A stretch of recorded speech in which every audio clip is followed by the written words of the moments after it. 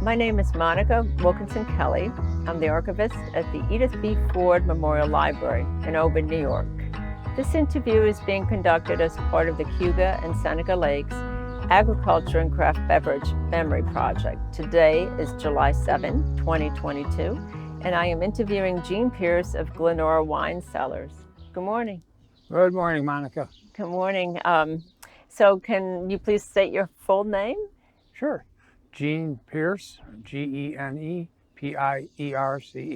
Okay, and the address of Glenora, could you please state? Yes, Glenora is located at 5435 Route 14, Dundee, New York. Okay, and where are you from originally? Can you talk about yourself, where you're born and raised? Well, certainly I can. The born part is a little bit interesting because I was actually born in Galveston, Texas. Oh, okay. My dad was in the service at the end of the Second World War, so I was in Texas for probably all of 6 or 8 weeks. However, he came back to his family farms up in this area in Dundee, and so basically I've lived all of my life with the exception of my college years in Ithaca in this area. Okay, and so on the west shore of Seneca. On the west shore of Seneca. Okay. And can you talk about your background, where you went to school? Sure. Well, as I said, I grew up on a farm, and just over the hill, actually. And so growing up on the farm, I was in 4-H and all that sort of thing, doing the things that farm people do or farm boys do. And as a consequence of that, I became very interested in 4-H and that program and extension work. So I decided I would go to school at Cornell to become an extension agent. And that's how I started out. However, after being there for a couple of years, maybe it was 2 years, I found out that being an extension agent wasn't what I thought it was when I was a young 4-H'er. So I switched my major to ag economics, left Cornell or graduated from Cornell, and then came back and worked for a couple of years, actually 3 or 4 years with my dad. He was having some health issues. And we had, I shouldn't say we, he had a poultry grape berry farm. And so I worked with him, and gradually his health improved, which was wonderful. And then we had a little bit of an issue.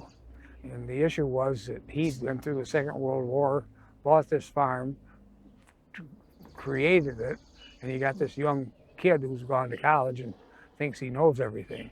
Sure. So we decided that maybe one of us had to leave. And since he owned the farm, that was an easy decision to make. It was me. And it was very friendly and all that sort of thing. So then I became involved with another farm, actually the one's right across the road, Spring Ledge Farm, which was a large fruit farm, all kinds of fruit, apples, peaches, pears, plums, prunes, apricots, and a lot of grapes. And so that's kind of the background that got me to this area. So you were in the Cornell Agriculture, State Ag College, Yes. right? Yeah. Okay, and so how many acres did your dad have? Like, were they grapes mostly or berries? His total farm was 105 acres. And at the end, because we kept planting and planting and planting, I helped him plant the first vines. I was kind of small, but I think it was 8 or 9 years old, and that was in the 50s. And gradually, when he finally sold the farm, it was close to 65 or 70 acres. And we kind of transitioned from transition is the word I should be saying. Transition really from berries and chickens to grapes. Okay, and he was selling them to, where was he selling the grapes? The grapes were being sold primarily to the Taylor Wine Company, although we did sell some to Canandaigua, which is now Constellation, but that was a whole different world. And then there was a small company, which is now big, in Dundee, which was Seneca Foods. Actually, at those days, it was Seneca Grape Juice or Seneca Grape. So the combination of selling them in those 3 places. And Okay. this is late 50s through the 60s. All right. And so you were working on the farm nearby until when? What happened? How did Glenora come about? Well, the farm, which was Spring Ledge Farms, again, we were growing all of that fruit. We also were selling a lot of fruit grower supplies, posts, wire, sprayers, all of that sort of thing. And again, selling most of the grapes to the Taylor Wine Company. Well, in the early 70s, the Taylor Wine Company, they began to sell stock, and people were stockholders, which was fine. But the Taylor Wine Company had always been run by the Taylor family, and they were very involved in the community. They knew a lot of the growers, and so as a consequence, they probably overextended themselves a little bit in paying for grapes and that sort of thing. Then the Coca-Cola came in and purchased the company, and it really went from a Taylor being kind of a family-owned, locally owned company to being pretty much a large conglomerate. And so that really changed the philosophy. And also, with all due respect to Coca-Cola, there's a big difference between making Coke and making wine. I don't know much about making Coke, but I assume you can do it in a very short period of time, and wine that's 1 year to 3 years. The other thing that they did with it, they transitioned a lot of it to California, and they created the Taylor California Cellars. So what was happening is some of the markets that we as growers had previously, they began to shrink. And the same thing was happening with Gold Seal. They would buy a lot of local grapes, and that was actually was how Charles Fournier came, and then Dr. Frank. Charles brought in Dr. Frank, but Gold Seal began to shrink and disappear as well. So here we are as grape growers, pretty much at the whims of large corporate organizations. I'm not saying large corporate organizations are bad, but for us, they were. Right. I think I heard that something like they dropped their order by about half with very little notice. I understand. They did that, and of course it depends on Monica what period you're talking about, but there was kind of a combination of things. Sometimes it was a reduction in crop size, what they would take, or another thing that happened was a reduction in pricing. So when we would get paid maybe $600 a ton for a certain variety of grapes, it might have gone down to $400 a ton. And when you have 5 tons the acre and you're losing, it's $200 a ton less, that's $1,000 an acre that you just aren't getting. Right. So at that point in time, we really didn't have an awful lot of alternatives. Now this is in the early 70s. And then the Farm Winery Act was passed. That was in 1976, and it took a lot of work by those of us in the industry. And in those days, it was the New York State Wine Grape Growers. There wasn't a Wine Grape Foundation. So New York Wine Grape Growers worked with Farm Bureau and would go to Albany and lobby and that sort of thing. And eventually, the Farm Winery Act was passed. And it was really, when you look at how the legislation, how quickly it occurred, it was almost a miracle. I mean, you just don't introduce laws like that or legislation like that and have it go through as quickly as it did. And there was some objection to it.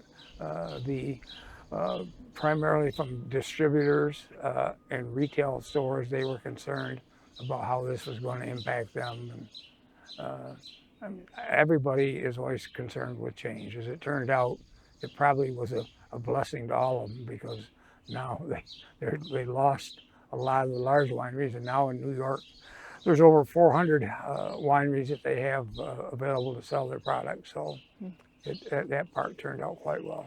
So talking about selling products, what is one of the major changes that the Farm Winery Act brought to the industry? You could sell direct. Do you want to talk about that? Yes. One of the things that always gets brought up, even ahead of that, Monica, is they said, well, we're changing the licensing fee. We'll make it easier for the smaller wineries to become established. Well, the licensing fee for a large winery was $650, and the licensing fee for the small winery was $125. And if $400 was the only thing that was going to make you get into this business, you were making a big mistake. But the big difference is that prior to the farm winery legislation, all the wineries had to sell at least 95% of their product through the three-tier system. So a small winery, that meant we had to do the same thing. The law changed it so the small winery could sell 100% of their products direct to consumer.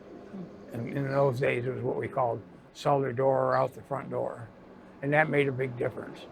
An example would be a bottle of wine that you might find in a wine shop in this area, that you find it on a shelf for $10. That would leave the winery at $5. That's how the three-tier system works. Right. Well, the small winery now could sell it for $10 instead of $5. Initially, we couldn't sell wine. It had to be cash, pure and simple cash. People couldn't use a check, couldn't use a credit card, and part of this goes back to people feeling that if it made it too easy for people to buy wine or alcohol, there's going to be all kinds of issues.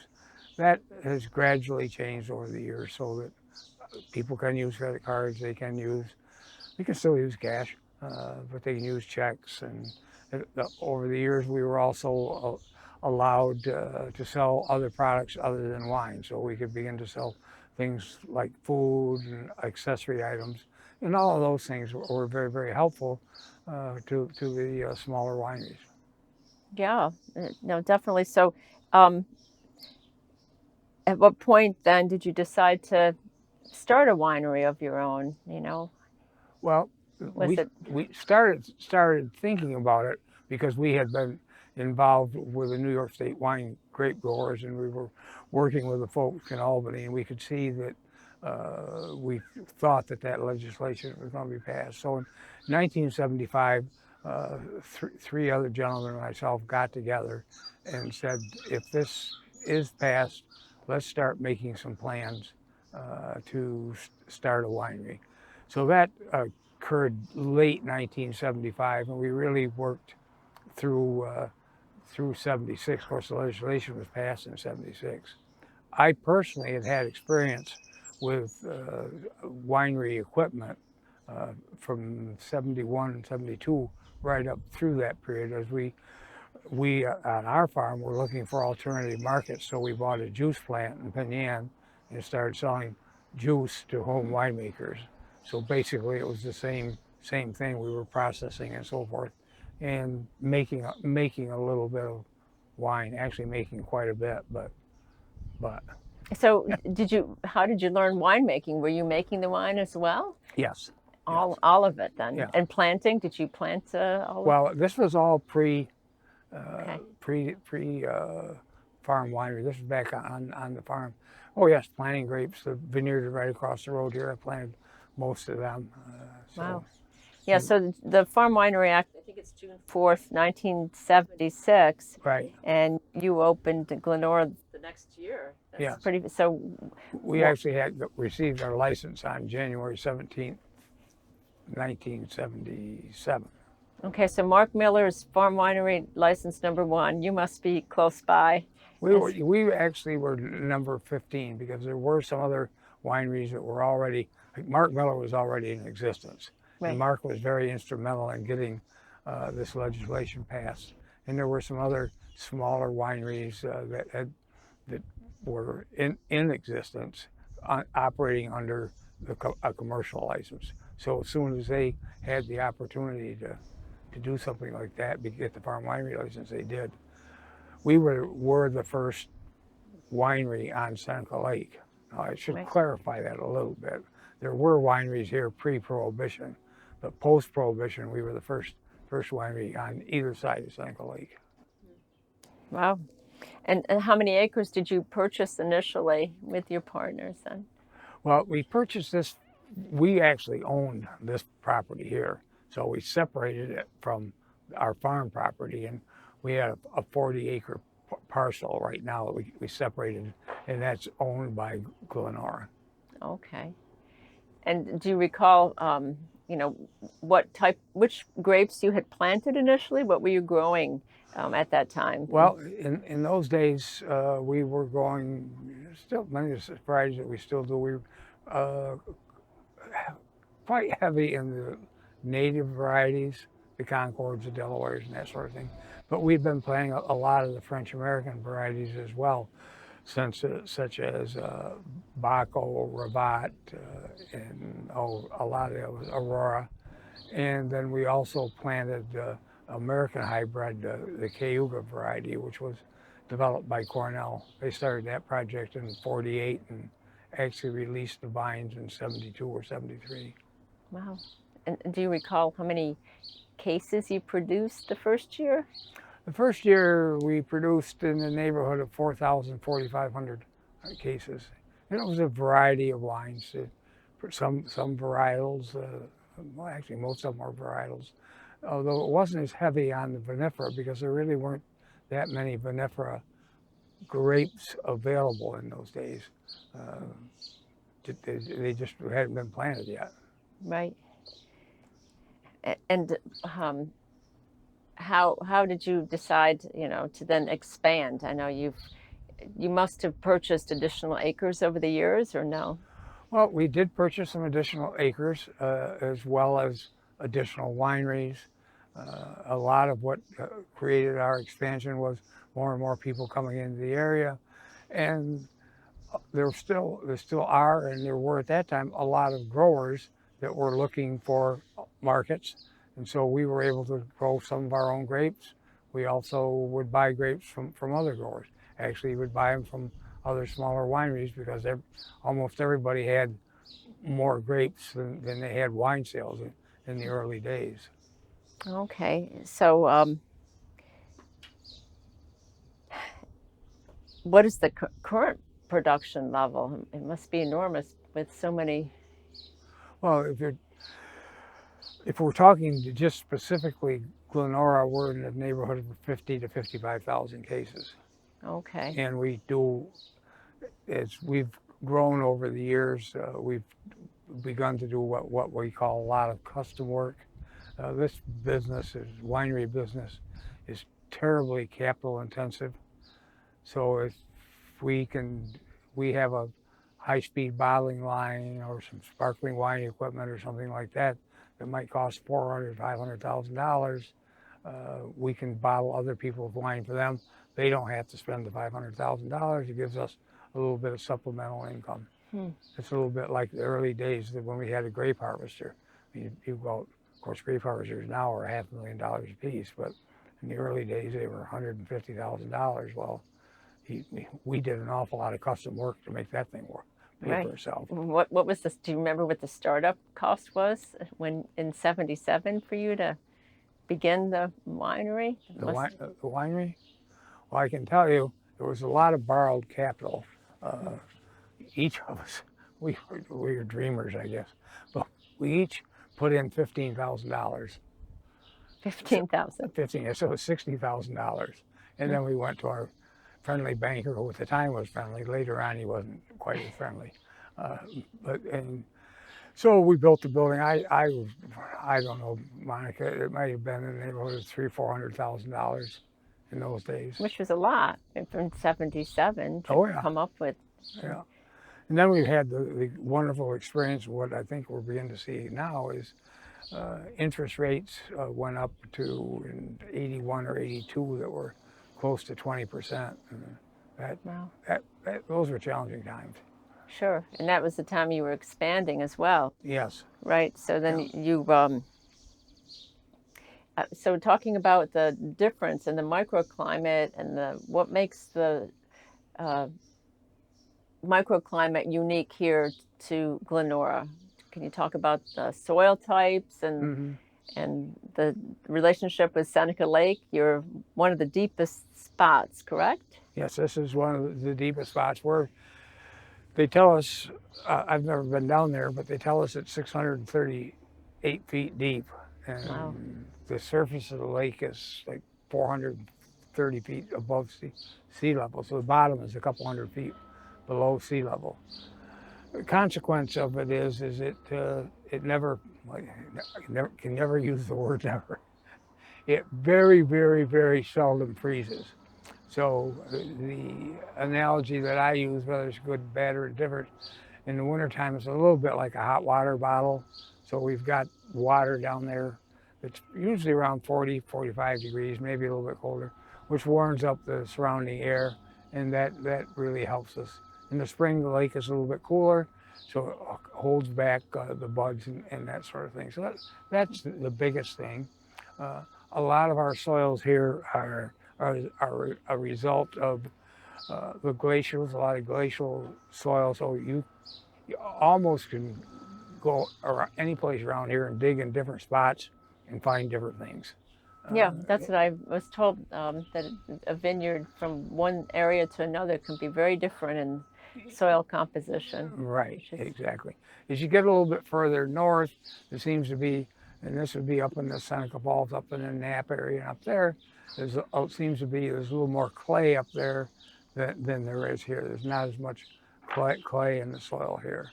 And they have a little bit more limestone up there because, again, the glacier was pushing things down and kind of dropped off some of the limestone there, and not as much in this area. so the clay would affect the drainage too. You probably Yes, put in yeah, tons of a lot, drainage lot more tiles. tiling up there than here. Yeah, Yeah, yeah. so a lot. There's difference. I mean, every grape grower, every winery will tell you they're located in the best spot in the Finger Lakes. So I'll say that too. But there's a lot of great areas to be growing grapes in the Finger Lakes. Okay, so you were talking about a lot of your firsts.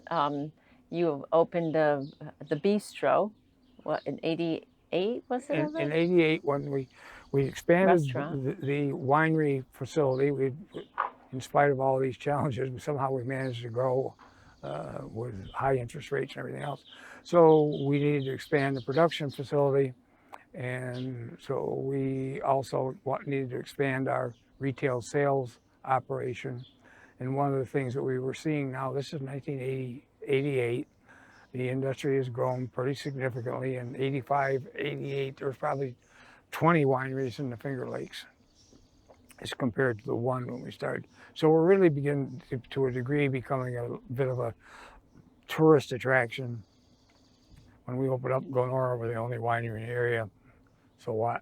But when you get 15 or 20 of them, it makes it easier for people to decide to come. So the consequence of that was that people would get here and they want to have lunch.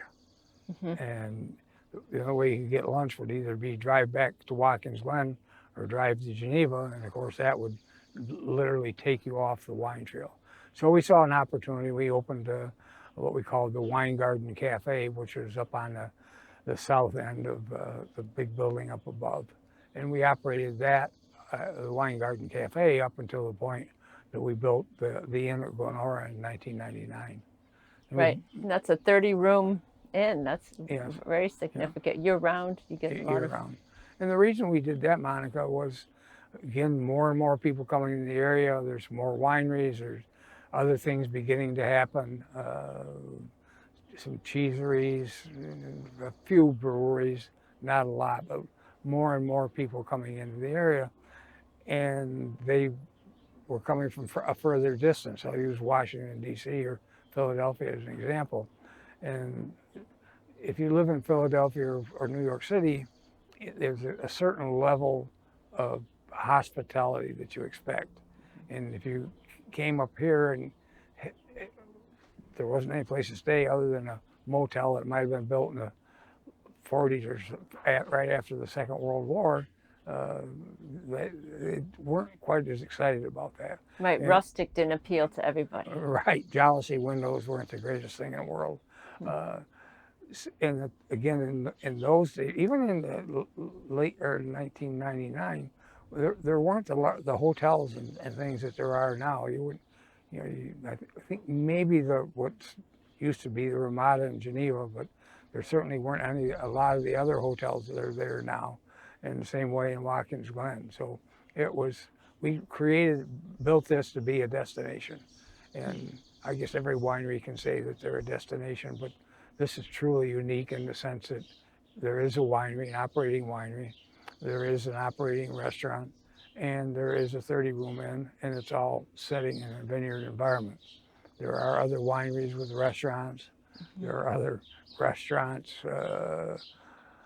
with rooms, but there are no other facilities that I'm aware of where you can actually go visit the winery, walk down the hill, have lunch or dinner, whatever, and spend the night, and wake up in the morning and see that. Right, and I read it's nice that you had selected, if it's still accurate, Stickley Furnishings, which is Yes. significant to the area, really, Syracuse, and a New York State company. So that's nice. Well, again, a lot of flyers, and by that I mean I didn't know anything about running a restaurant really, or an inn. So we started looking for furniture and things like that. We ordered some from the furniture capital of the world, which I guess is in the Carolinas, and had them send some pieces up, and they got up here and they were broken. Wow. And I just said, well, this is never going to work. So we talked to the Stickley people, and we worked with them and had some furniture. I mean, most of it was custom made. Wow, that's nice. Fit the rooms and that sort of thing. Wow. So, and then you expanded. You also purchased Knapp Winery in 2000, I think I read. Yeah, it was on Huga. Yes, and Glenora had been working with Doug and Susie Knapp for a lot of years. And Doug was with the New York State Wine Grape Course when we were trotting up to Albany to get the farm winery legislation passed and a lot of the other things. So I've known Doug and Susie for years. And then they started a winery. And then they had some extra grapes, and we were looking, and we bought grapes from them for, I don't know, 2 or 3 years, maybe longer. And one fall, actually it was in June, Doug came to us, or I don't know if he came to me or I went to him, but in any event, he said, if you're going to get the grapes this year, you got to buy them. I said, well, Doug, I've always bought them. He said, no, Susie and I want to retire. We want to sell the farm. We want to sell the winery. Would you be interested in buying it? And well, the answer was yes. And we put something together and actually started purchase it, and it took a while to get the license, but it was in September of that year. So in September of 2000, we started. We took over the Knapp operation. Okay, well, and before that, was it not a dairy farm, the Knapp's farm? I'm not sure. Knapp was pretty much a poultry farm. Oh, poultry. There's pictures. We have had pictures over there from poultry, and it was a general farm in that era. They did have a lot of chickens, and Doug and his brother. I'm not sure. Somehow Doug and his brother bought it, whether his brother bought it with him or worked with him. But Doug at that time was working in Panama. He was in electronics and things like that. So his brother was operating the farm, and he met Susie there, and they came up here and started taking care of the vineyards. And then they started the wineries and the winery in the early 80s. And you had a second winery on Seneca Lake. Do you want to talk about that at one point? Sure. I guess we were always a little bit something or other. So the winery we're talking about is Chateau Lafayette Renault. And actually there was another one in between. I'll go back to that in a minute. But we had worked with Dick Reno, who was the owner of Chateau Lafayette Renault for a number of years. And Dick was always trying to sell us the winery, but he always wanted way too much money for it. And I thought he was going to drown me. What I mean by that is, we'd go over to talk with him, and he'd bring out some of these bottles of really great wine. And so, after you drink a bottle, you think, whoa, this is nuts. But so got to know Dick and his wife real well. Unfortunately, Dick, his health began to deteriorate, and he wanted to sell the winery. And so he came to us again and said, can we work something out? So we did purchase Chateau Lafayette Renault in 2013. Okay. And that worked out well for us, and it worked out well for Dick and Betty, because very soon after that he did pass. So you talk about, friendships that you had, you went to Albany together with certain people, to get the legislation passed, and there have been subsequent uh, legislation passed, laws. Um, there seems to be a unique in the Finger Lakes, working relationships and friendships between growers. And do you want to talk about that? Do you find that to be true? Well, it's very true, and I think, Monica, the reason for that is that many of the early wineries were started by farmers, and farmers, as a rule, work together. In these rural communities, you go to a degree, you go to the same church, you shop in the same town, you belong to the same civic organizations, your kids more or less go to the same schools. And everybody's a member of Farm Bureau and the Grange and all that sort of. So we really knew each other. We'd known each other for years. So when you were growing grapes or whatever you were doing, if your tractor broke down, you could always borrow the neighbors. And we just worked well together. So when we started the wineries, it was pretty much the same group of people entering into a new venture, or I like to say adventure. I guess it was both. But so when we started that, it was the same type of thing. I know when we first started Glenora in '77, Bill Wagner was starting. He wasn't quite ready to open, and we needed some extra tanks. And Bill loans us a couple of his brand new tanks. He was going to be using it a year later. That's just an example of how it worked. Right, and here barrels and Yeah, tractor parts and yeah, all sorts of bottling yeah. issues. People Right. really seem to share. help one another out. And that carried through it. It's probably not as prevalent today uh, as it was then. It's prevalent by those of us who knew everybody and that sort of thing. But Right. and I don't like the word but. However, there's new people coming into the area, which is great. They don't have that sense of uh, cohesiveness. Now, some of them catch on real quick, and they fit in well. There's other ones. I'm not saying that there isn't anybody that doesn't fit in. It's just sometimes it's hard for them to get used to the idea that I can let my forklift go down the road and it'll come back in one piece. Yeah. Yeah. So you kind of all grew up together, the Yeah, early absolutely. wineries. So, and what sort of technological changes have you seen? What do you consider one of the greatest advancements in recent years since you've been in the industry? I'm sure there are many. There are many. I would say the overriding thing that has impacted our industry is education in Cornell University. There's certainly been many things that have come out of there. I think when we can recall when I first started using, let's talk about grapes, spraying grapes. I mean, we'd be out in the field with a tractor and a 200-gallon tank and be throwing water all over the place because we didn't have air blast sprayers. We didn't have those things. And that eventually changed. The fact that Cornell began to do a lot more research on grape diseases, grape insects, all that sort of thing. So now every morning I can look at the reports that will tell me the growing degree days, the wetting periods. And by using all that information, we can much better manage and control our vineyards. And the same way with some of the technology. When we first started, all the grapes were picked by hand. Wow. And so, I mean, everything was picked by hand. There were no machines. Machines came really in early 70s, but it was really mid 70s before you really had any great amount of machines. So it was people, you would have local people that would come in,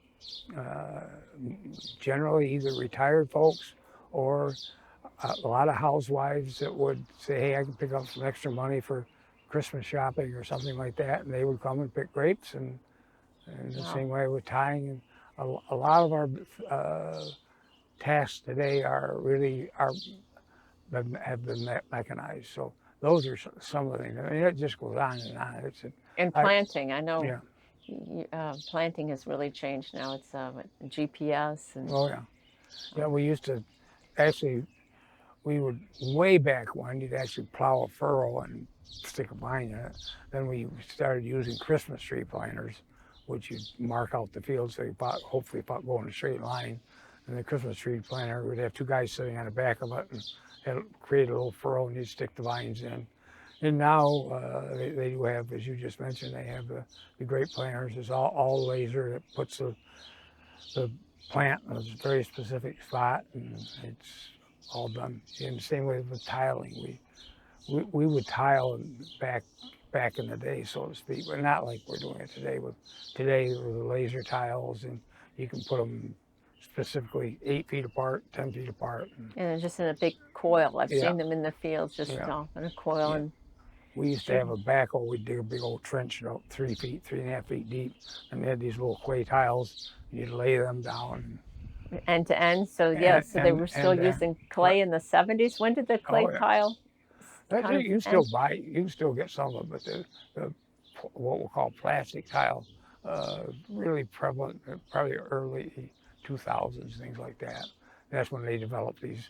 Again, the tiling machines now are just like the grape planter. I mean, it's all GPS, and and now you can find the tile. Years ago, after you buried the tile, you go back and try to find it 3 or 4 years later, and where do we put it? Now with the GPS system, you can see that's where it is. It's all mapped out. It's all mapped out. Documented. Yeah. Huh? Do you have any idea how many miles of tiles you put in here at Glenora over the years? No, I have no idea. What really fascinates me is when I see what they're doing with in other sectors of the ag, particularly in the Seneca County area, where it is flatter and that sort of thing. And we're seeing a lot of the really large farms are just kind of tearing out hedgerows and all that stuff. And they're putting in tile. I mean, the tile that we put in would be 4 inches in diameter. They're putting in tile that's 12, 15 inches in diameter. And Wow. They just roll it out, plow it in. Yeah, and Seneca County, that's, the father of American tile drainage is Johnston Museum. And Mike Weeb. So as far as economics, has New York State been helpful over the years and supportive of grape growers in the industry? Have you taken any incentives or? You have to be a little bit careful because other than the farm winery. Well, I guess it's all relative, Monica. By the time of the mid-1980s came about, the industry in general, was really struggling. Grape growers, that sort of thing, and we needed some promotional dollars, and that was the creation of the New York Wine and Grape Foundation, which was in 1985, and at that time the state gave the foundation $2 million, and they were pretty specific as to how it could be spent. And some of it had to be on research, some of it had to be marketing, some of it whatever else. And the idea was that first year they would give us $2 million, and the next year it was going to be reduced by $200,000 until eventually the industry would be able to support itself. Well, the challenge was that $2 million sounds like a lot of money. The example I always use is that in that same period of time, the Italian government was spending $16 million to market wine just in New York City, not anyplace else, just New York City. So the competition has always been there. But there have been the fact that the state is supporting a lot of the research with Cornell and that sort of thing. So there hasn't been as many dollars, but it's actual cash, but it has come about in other ways. So the state has been helpful. I don't want to imply that it hasn't. Once again, just to be a little bit relative when you compare it to other areas. Right. So as far as economics, how many people? It's a very big operation. Here's a gentleman going by on a tractor now. How many people do you employ seasonally versus year round here at Glenora? At Glenora, we have 48 to 50 people, full-time employees. Hmm. Now, again, we're different than other wineries because of the many different facets. The example is the inn. It's open 24 hours a day, 7 days a week, 364 days a year. We do close on Christmas. So then seasonally, that number will bump up to roughly 90, maybe a little bit more. Hmm. That's right today. That's one of our biggest challenges is labor. Getting people, and how did COVID impact your? Well, at that point, you still had NAP. You've Mm-hmm. since sold, and then Glenora. How was COVID? Well, A change. COVID was a challenge for everybody. Initially, the state shut us down. Mm-hmm. You couldn't operate a restaurant. We couldn't even sell wine in our retail shop. We couldn't do tasting. Let's put it that way. If somebody wanted to come in and buy a bottle of wine, we could do it. We certainly did a lot of shipping, curbside service, and that sort of thing. So that had a relatively significant impact, and it's had longer term impact. Before, when people would come in, they'd be standing at tasting counters and that sort of thing. And the seated tastings have pretty much that's what's happening today. So, Jean, can you tell me what is one of the greatest stresses you have? Which one of your great concerns in the vineyard? Yeah. Well, Weather. it would be weather. Yeah. And that's something that we can't control, although we try to, but we really can't control it. In some areas, they do irrigation. We, believe it or not, with all that down there, there really isn't a really good source of water for most vineyards. So we rely heavily on Mother Nature, and most of the time Mother Nature does a really great job for us. Then there's potential for frost, winter, Mm-hmm. hailstorms, that sort of thing. So that's something that we always worry about when you're a vineyardist or a farmer and you look up to the west and you see these great big black clouds coming and you say, well, is that going to be hail? And I've had some experience with hail. At Knapp, we lost the entire crop in Wow. 2009. It was a hailstorm that just took care of the whole thing. So that. Oh yeah, I know. A lot of vineyard owners have said hail is their biggest concern. I know there was one person we interviewed who said they had a beautiful crop, and then just a strange pocket of hail came through, and they lost about half of their vineyard. So, and I know the people are talking about the spotted lanternfly, things like that.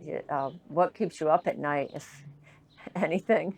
Well, I'd like to say, and I pretty much can say honestly, that not a lot anymore. After being in the business for, I don't know, 45, 50, 60 years, you've kind of experienced it all. So you know, yeah, there's a hailstorm, but this is what we have to do to get around it or through it, and that sort of thing. If there's anything that keeps me up at night, it's kind of the uncontrollable things. And after a while, you realize you can't control them. So you can worry about it, or you can put your head down on a pillow and say it'll be there in the morning, one way or another. Yeah. So what would you tell somebody that would be interested in a career, whether it's in a vineyard or running a winery or winemaking? At what point, I was going to ask you, at what point did you stop making wine? You were the winemaker initially. Did you continue to be the winemaker? No. My winemaking career ended pretty much when we sold the Jensen juice plant and we started Glenora. So we hired a professional winemaker. I think that's been one of the things that we've done well along the way. Is I recognize my strengths, and I recognize the things that would challenge me, and I knew that I was not a winemaker. I know that I'm not a chef. I know that I'm not an inn manager. Right. I know enough about these things to oversee it and so forth, but we hire professional people to do those things.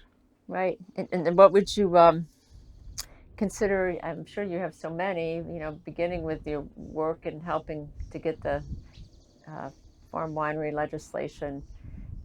What would you consider your greatest contribution or contributions to the industry?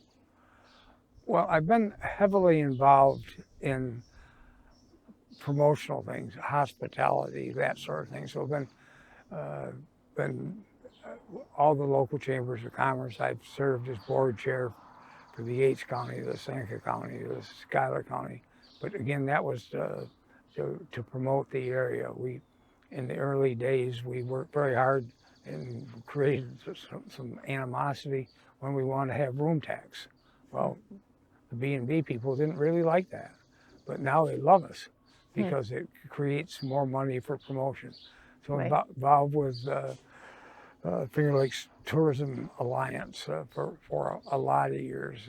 Was instrumental. I won't say instrumental. I was involved in the starting of the Finger Lakes Wine Alliance some 12 or 14 years ago. I served as chair of the New York Wine and Grape Foundation for probably close to 10 years. Wow. So been involved in a lot of those things. And I like to think that that's really helped to create awareness of the industry, because, as I always say, it is, the lakes, the waterfalls, everything else have been here for years and years and years. And we don't take them for granted, but what really has brought people into this area in the past 30 or 40 years is the wineries.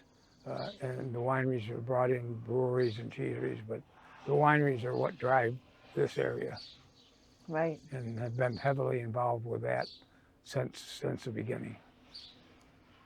And so what would you tell somebody interested in pursuing a career at this point? It's competitive, very competitive field, I'm sure, at this point. What would you tell somebody interested? And a lot of people have said, oh, it's very glamorous, it must be glamorous, but the level of work is pretty rigorous, and I'm sure you would agree and tell stories about that.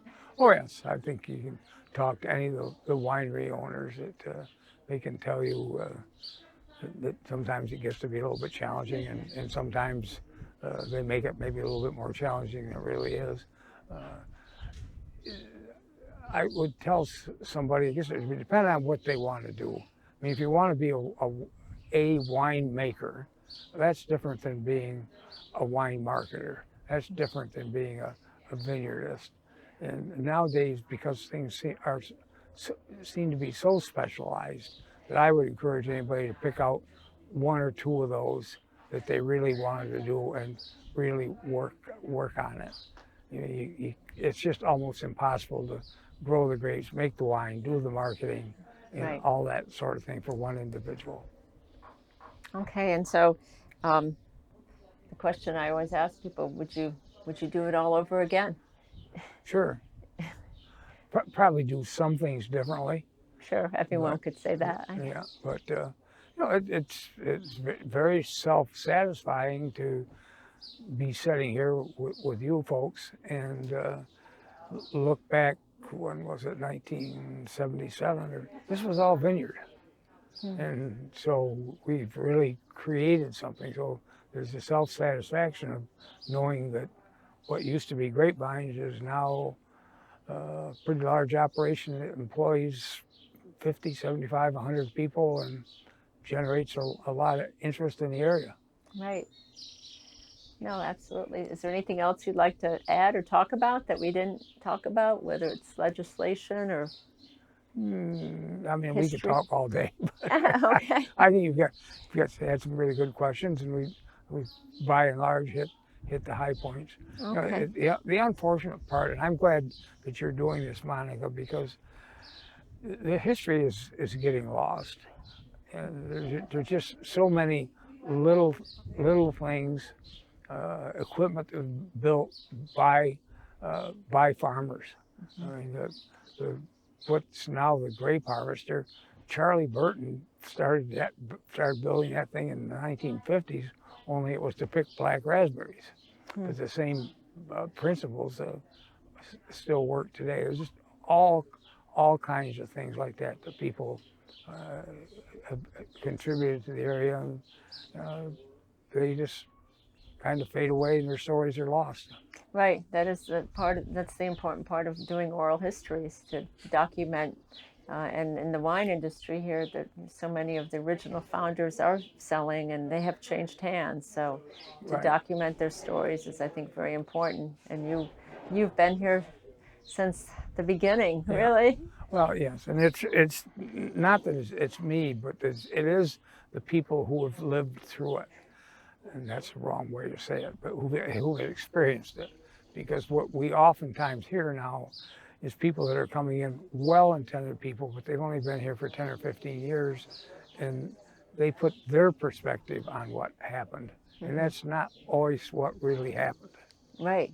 And you've been involved with legislation and seeing the, creation of the Farm Winery Act and bill and then law. So Right. a lot has changed. So, well, I thank you so much for your time. You're very welcome. I'm always glad to do it. Okay. And again, this is Jean Pierce of Glenora Wine Cellars, and I'm Monica Wilkinson Kelly. Today is July 7, 2022. So thank you so much for your time. You're very welcome. Thank you.